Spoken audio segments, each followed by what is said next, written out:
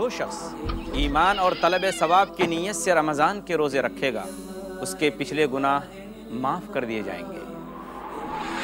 رمضان وہ مہینہ ہے جس میں قرآن نازل ہوا جو لوگوں کے لیے سراپا ہدایت ہے۔ برکتوں و رحمتوں کا سائبان تحفہ رمضان۔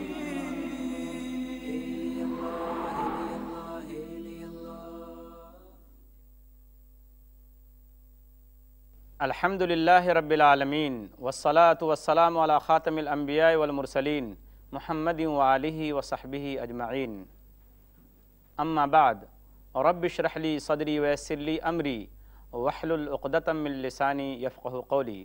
ناظرین کرام، تحفہ رمضان کی 17ویں نشست میں آپ تمام حضرات کا پرتپاک استقبال ہے۔ السلام علیکم ورحمۃ اللہ وبرکاتہ۔ آج کی نشست میں جو میرا عنوان ہے وہ ہے رمضان سخاوت کا مہینہ۔ ناظرین کرام، اللہ کے راستے میں صدقہ و خیرات کرنے کی اور خرچ کرنے کی بہت بڑی فضیلت ہے۔ قرآن کے بیان کے مطابق جو شخص اللہ کے راستے میں ایک دانہ خرچ کرتا ہے اس کا ثواب 700 گنا یا اس سے زیادہ ہو جاتا ہے۔ مثل الذین ينفقون اموالهم فی سبیل اللہ کمثل حبۃ انبتت 7 سنابل فی کل سنبلۃ 100 حبۃ واللہ یضاعف لمن یشاء واللہ واسع علیم۔ سورہ بقرہ سورہ نمبر 2 آیت نمبر 261۔ کہ جو لوگ اللہ کے راستے میں اپنا مال خرچ کرتے ہیں ان کی مثال اس دانے جیسی ہے جس میں 7 بالیاں نکلیں اور ہر بالی میں 100 دانے ہوں، اور اللہ جسے چاہے بڑھا کر دے۔ بے شک اور یقیناً اللہ تبارک و تعالی کشادگی والا اور علم والا ہے۔ لیکن یہی صدقہ و خیرات رمضان کے مہینے کے برکت کی وجہ سے دوسرے اعمال کی طرح اس کے ثواب میں بھی اضافے کی امید ہے۔ یہی وجہ ہے کہ اللہ کے رسول صلی اللہ علیہ وسلم رمضان کے مقدس مہینے میں بہت زیادہ سخی ہو جاتے تھے، اور آپ کی فیاضی اور سخاوت اس مہینے میں بہت بڑھ جاتی تھی، اور آپ اللہ کے راستے میں دل کھول کر خرچ کرتے تھے۔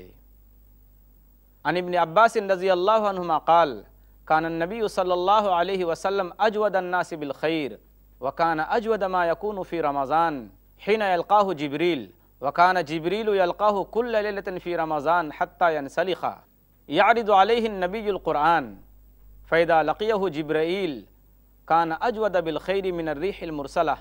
صحیح بخاری کتاب الصوم حدیث نمبر 1902۔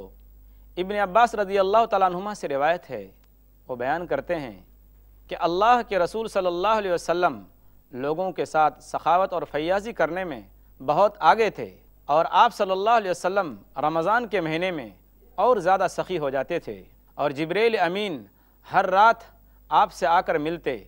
آپ صلی اللہ علیہ وسلم رمضان ختم ہونے تک انہیں قرآن پاک سناتے۔ جب جبریل علیہ السلام آپ سے آ کر ملتے تو آپ کی سخاوت تیز ہوا کی مانند بڑھ جاتی تھی۔ حافظ ابن حجر رحمۃ اللہ علیہ نے، جو بہت بڑے عالم دین ہیں، جنہوں نے بخاری شریف کی شرح لکھی ہے، قرآن کے بعد سب سے بڑا درجہ بخاری شریف کا ہے، اس کی شرح ہے، اس کا نام ہے فتح الباری۔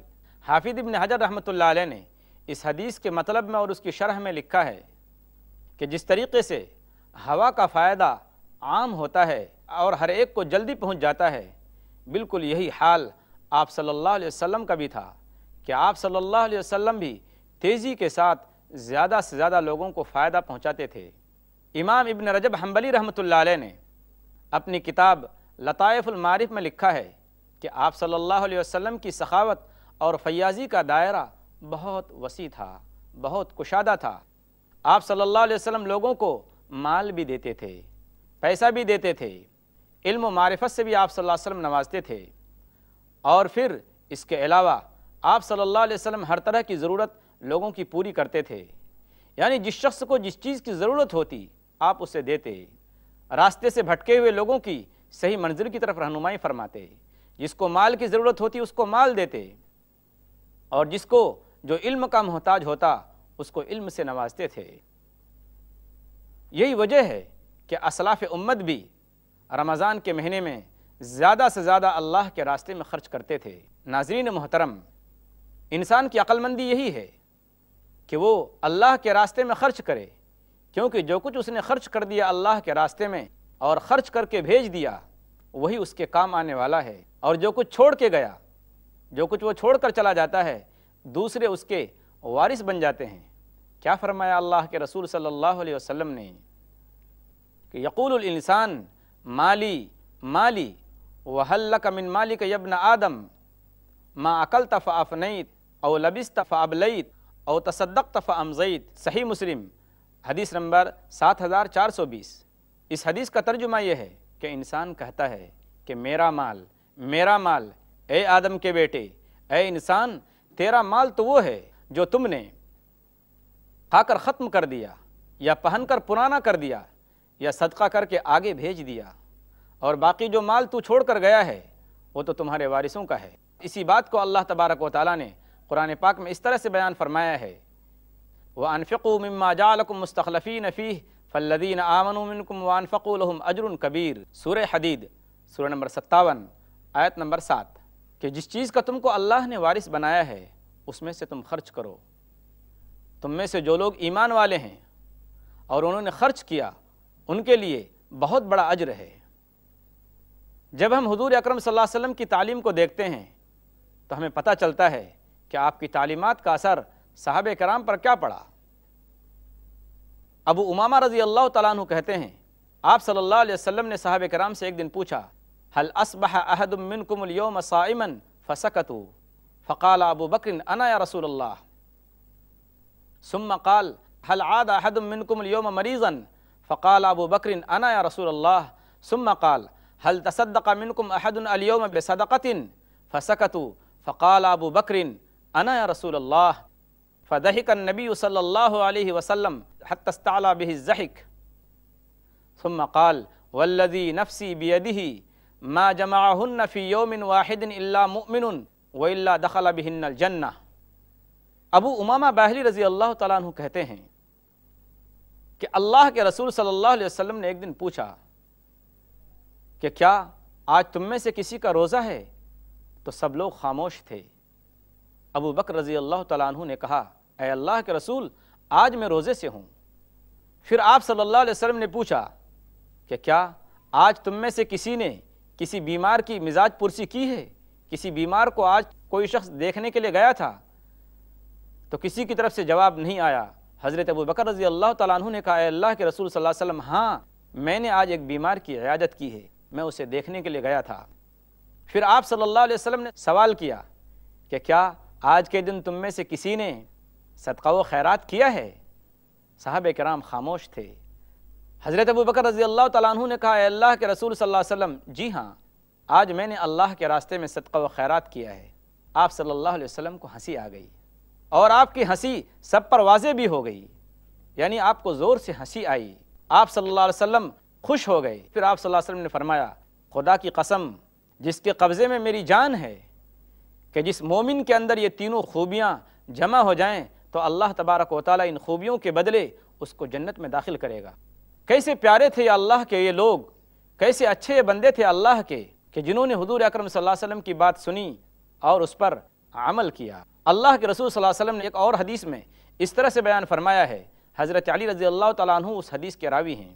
اس حدیث کا ترجمہ یہ ہے، علی رضی اللہ تعالیٰ عنہ بیان فرماتے ہیں کہ آپ صلی اللہ علیہ وسلم نے ایک دن فرمایا کہ جنت میں اونچے اونچے کمرے ہوں گے، وہ اتنے خوبصورت ہوں گے، باہر کا حصہ اندر سے نظر آئے گا اور اندر کا حصہ باہر سے دکھائی دے گا۔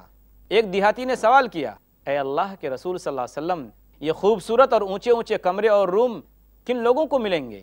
آپ صلی اللہ علیہ وسلم نے فرمایا، لمن طیب الکلام، جو اچھی بات کرے، وَأَطْعَمَ الطَّعَامَ، اور لوگوں کو کھانا کھلائے، وَأَدَامَ الصِّيَامَ، اور پابندی سے روزہ رکھے، وَصَلَّى بِاللَّيْلِ وَالنَّاسُ نِيَامٌ، رات کو لوگ سو رہے ہوں تو وہ نماز کے لیے کھڑا ہو جائے۔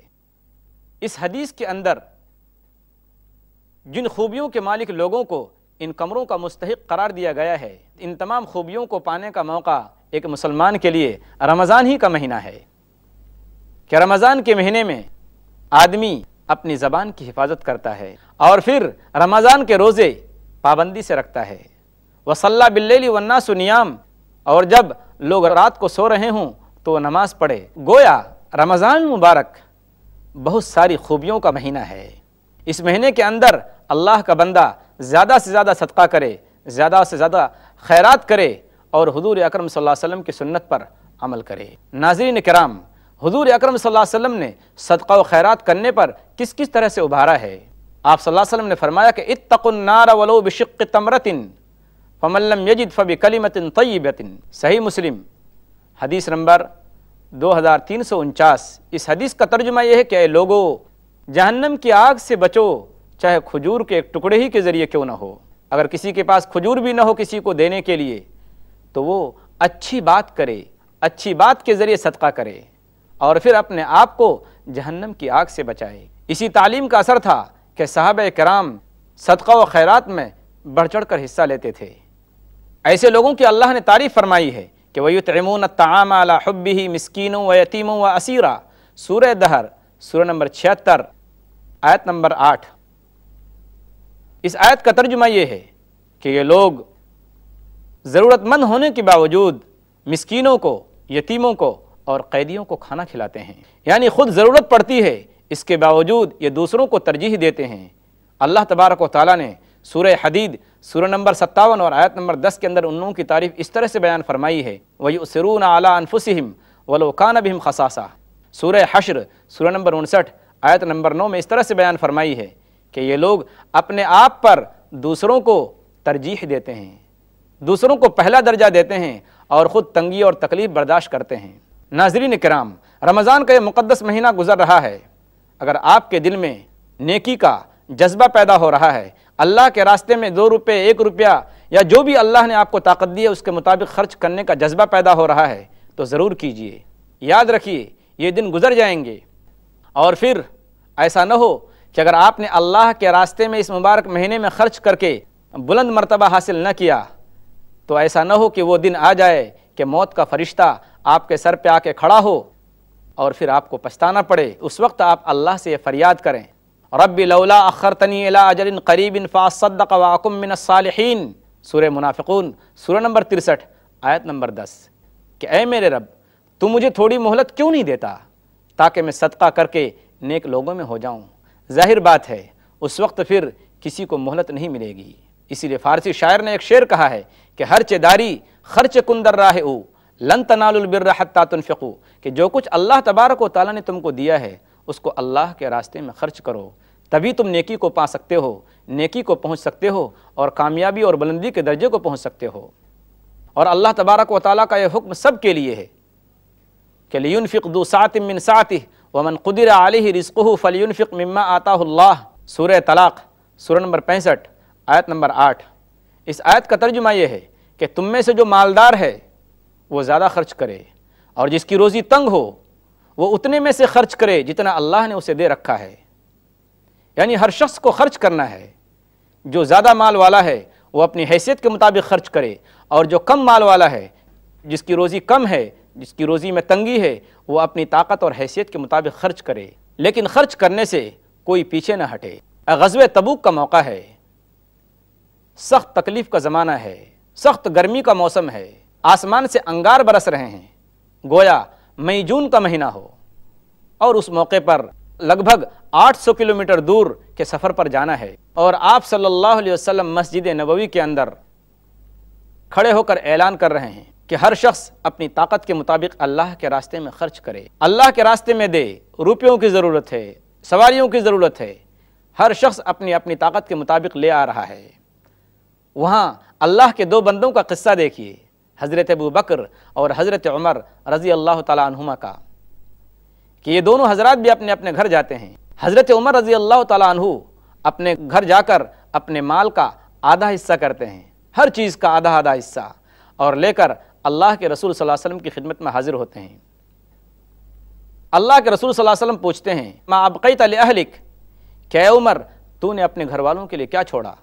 تو حضرت عمر جواب دیتے ہیں کہ اے اللہ کے رسول صلی اللہ علیہ وسلم، ہر چیز کا میں نے آدھا آدھا حصہ کیا ہے، آدھا حصہ اپنے گھر والوں کے لیے اور آدھا حصہ اللہ کے لیے لے کر حاضر ہوا ہوں۔ علامہ اقبال نے اس واقعے کو اس طرح سے شعر میں ادا کیا ہے، پوچھا حضور سرور عالم نے اے عمر، اے وہ کہ جوش حق سے تیرے دل کو ہے قرار، رکھا ہے کچھ عیال کی خاطر بھی تو نے کیا، رکھا ہے کچھ عیال کی خاطر بھی تو نے کیا، مومن ہے اپنے خیش و اقارب کا حق گزار، کی عرض نصف مال ہے فرزند و زن کا حق، باقی جو ہے وہ ملت بیضا پہ ہے نثار۔ کہ اللہ کے رسول صلی اللہ علیہ وسلم آدھا مال گھر والوں کے لیے چھوڑا اور آدھا مال اللہ کے لیے لے کر حاضر ہوا ہوں۔ اور حضرت عمر رضی اللہ تعالیٰ عنہ کے دل میں اس دن یہ خیال پیدا ہوا کہ الیوم اسبق ابا بکر سبقتہ یومن، کہ آج وہ دن ہے کہ میرے پاس پیسے زیادہ ہیں، میرے پاس مال زیادہ ہے، میں ابو بکر سے نیکی میں آگے بڑھ جاؤں گا۔ ان کے دل میں شوق پیدا ہوا۔ اتنے میں حضرت ابو بکر رضی اللہ تعالیٰ عنہ بھی آ پہنچے۔ حضور اکرم صلی اللہ علیہ وسلم نے پوچھا کہ ابو بکر تو نے اپنے گھر والوں کے لیے کیا چھوڑا؟ تو حضرت ابو بکر رضی اللہ تعالیٰ عنہ نے کیا جواب دیا کہ ابقیت لہم اللہ و رسولہ، کہ میں نے اپنے گھر والوں کے لیے اللہ اور اس کے رسول کے نام کو چھوڑا ہے۔ علامہ اقبال کہتے ہیں کہ اتنے میں وہ رفیق نبوت بھی آ گیا، اتنے میں وہ رفیق نبوت بھی آ گیا، جس سے بنائے عشق و محبت ہے استوار، لے آیا اپنے ساتھ وہ مرد وفا سرشت، ہر چیز جس سے چشم جہاں میں ہو اعتبار۔ بولے حضور چاہیے فکر عیال بھی، بولے حضور چاہیے فکر عیال بھی، کہنے لگا وہ عشق و محبت کا رازدار، پروانے کو چراغ ہے بلبل کو پھول بس، صدیق کے لیے ہے خدا کا رسول بس۔ انہوں نے اپنے عمل سے ثابت کر دیا کہ اللہ تبارک و تعالیٰ کا یہ دیا ہوا مال ہے اور اللہ تبارک و تعالیٰ مانگ رہے ہیں تو ہمیں اللہ کے راستے میں دینا ہے۔ اور حضرت ابو بکر صدیق رضی اللہ تعالیٰ عنہ نے اپنے عمل سے ثابت کر کے دکھایا۔ جب یہ واقعہ حضرت عمر رضی اللہ تعالیٰ عنہ نے دیکھا کہ اے ابو بکر میں آپ سے نیکی میں کبھی بھی آگے نہیں بڑھ سکتا، تو حضور اکرم صلی اللہ علیہ وسلم کی تعلیمات کا اثر صحابہ کرام پر اس طریقے سے پڑا۔ ناظرین محترم، یہ مقدس دن گزر رہے ہیں اور گزرتے چلے جا رہے ہیں، ہو سکتا ہے ہمارا اور آپ کا یہ آخری رمضان ہو، تو اگر ہم کو ہمارے دل میں نیکی کا کوئی جذبہ پیدا ہو رہا ہے تو اس پر فوراً عمل کرنا چاہیے۔ کیوں؟ اس لیے کہ شیطان کا حربہ، شیطان کی چال ہر ایک کو بھٹکانے کی الگ الگ ہوتی ہے۔ وہ کسی مسلمان کے دل میں کبھی بھی یہ بات نہیں ڈالے گا کہ دیکھو یہ رمضان کا مقدس مہینہ ہے، اس میں نیک کام کرو، اللہ کے راستے میں خرچ کرو، بلکہ وہ اس کو اس طرح سے سمجھائے گا کہ دیکھو رمضان کا مقدس مہینہ تو گزر رہا ہے، نیکیوں کے یہ دن گزر رہے ہیں، چلو ٹھیک ہے ابھی تو کافی دن باقی ہیں، کل سے تم اللہ کے راستے میں خرچ کرنا شروع کرنا۔ پھر جب کل کا دن آئے گا تو ظاہر بات ہے پھر وہ کل دوسرے کل پر ٹل جائے گی اور آدمی پھر نیکی کا کام کر نہیں سکے گا۔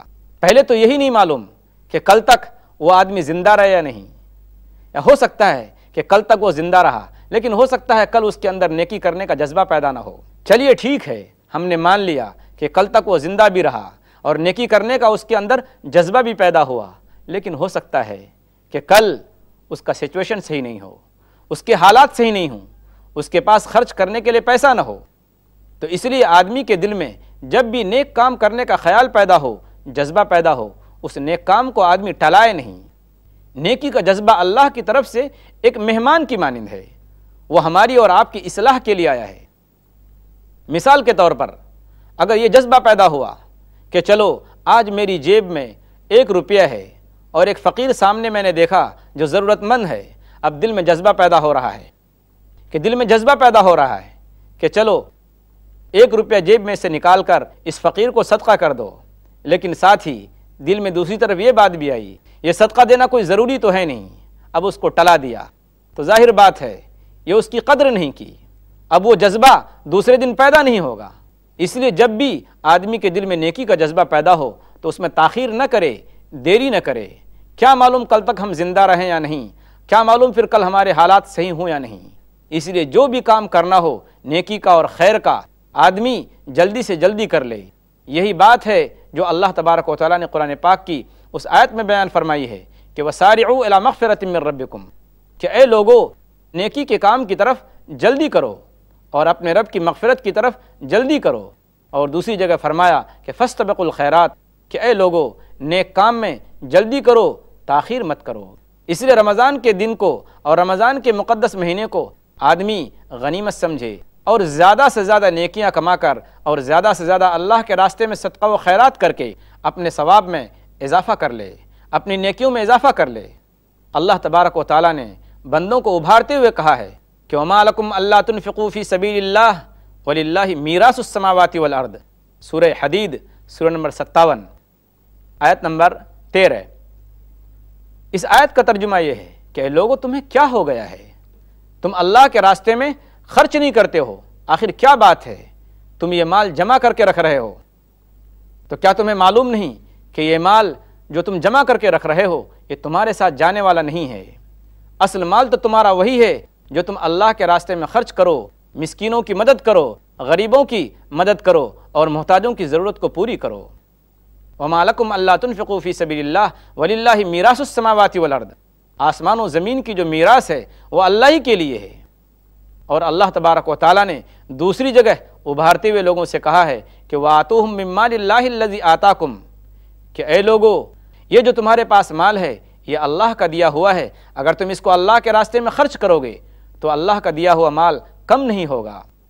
حدیث میں فرمایا اللہ کے رسول صلی اللہ علیہ وسلم نے ما نقصت صدقۃ من مال وما زاد اللہ عبدا بعفو الا عزا وما تواضع احد للہ الا رفعہ اللہ، صحیح مسلم حدیث نمبر 6592، کہ صدقہ کرنے سے مال کم نہیں ہوتا، اور اگر بندہ کسی کو معاف کر دیتا ہے تو اللہ تعالیٰ اس کو عزت و سربلندی سے نوازتے ہیں، اور جو شخص تواضع اختیار کرتا ہے اللہ اس کے درجات کو بلند کرتا ہے۔ ہم اخیر میں اللہ تعالیٰ سے دعا کرتے ہیں اللہ تبارک و تعالیٰ ہمیں اس مہینے میں زیادہ سے زیادہ صدقہ و خیرات کرنے کی توفیق عطا فرمائے، اور اللہ تبارک و تعالیٰ نیکیوں کے لیے ہم کو اور آپ کو اور تمام مسلمانوں کو قبول فرمائے، آمین۔ وآخر دعوانا ان الحمد للہ رب العالمین، والسلام علیکم ورحمۃ اللہ وبرکاتہ۔